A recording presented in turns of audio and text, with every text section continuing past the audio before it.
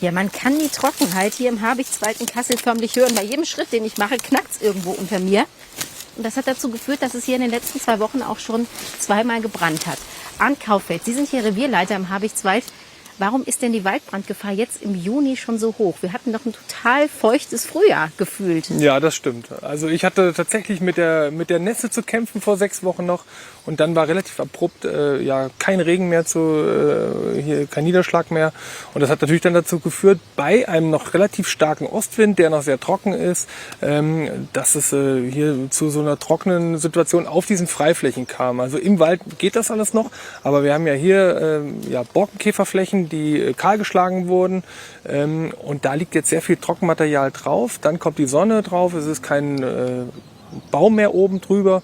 Und das führt dann dazu, dass halt die Flächen so stark austrocknen. Und dann ist natürlich eine sehr hohe Waldbrandgefahr. Das heißt, hier sind einige Stümpfe abgebrannt. Da hat es auch einen lebendigen Baum erwischt. Ja.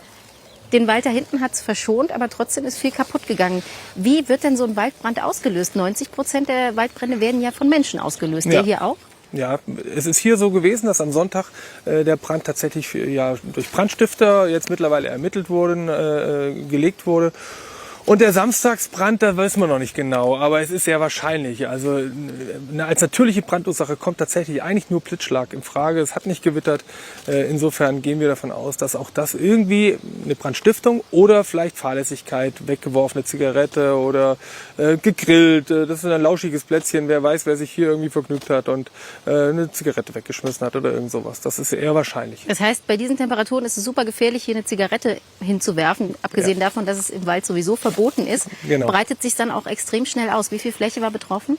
Ja, es waren ungefähr 1,2 Hektar, die betroffen waren, wobei nicht die ganze Fläche komplett abgebrannt ist, sondern immer so stellenweise. Das breitet sich vor allem in den Fahrspuren aus, wo das ganze Holz gelagert wurde und jetzt seit 2-3 Jahren schon trocken ist. Und das macht es natürlich dann wie so ein Lauffeuer, geht das durch den Bestand durch. Und hier war es der Feuerwehr zu verdanken, dass es nicht auf den stehenden Bestand übergeschlagen ist. Das heißt, wenn ich im Wald bin und entdecke einen Waldbrand, heißt es auch eigentlich, dass ich schnell handeln muss. Ja. Was mache ich am besten, wenn ich einen Waldbrand entdecke? Ich kann der Feuerwehr ja schlecht sagen, ich stehe hier im Wald. Ja. Naja, die Feuerwehr 112 rufen und damit die Örtlichkeit findet, gebe ich den Rettungspunkt durch, der hier im Prinzip zu sehen ist. Da muss ich mir aber, wenn ich in den Wald reingehe, schon den Rettungspunkt merken. Mache ich eigentlich eher selten, wenn ich im Wald spazieren gehe. Das stimmt, man kennt sich dann aus. Oder man nimmt die App zur Hilfe, die heißt Hilfe im Wald. Und da sieht man wunderbar den Habichtswald und die verschiedenen Rettungspunkte.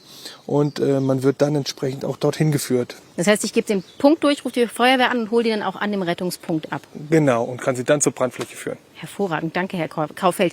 Besser aber, es kommt gar nicht erst zum Brand. Das heißt, bitte nicht im Wald rauchen, nicht grillen und auch kein gemütliches Lagerfeuer veranstalten gerade. Und wenn Sie einen Brand entdecken, dann bitte sofort die Feuerwehr rufen, damit der Brand noch rechtzeitig gelöscht werden kann.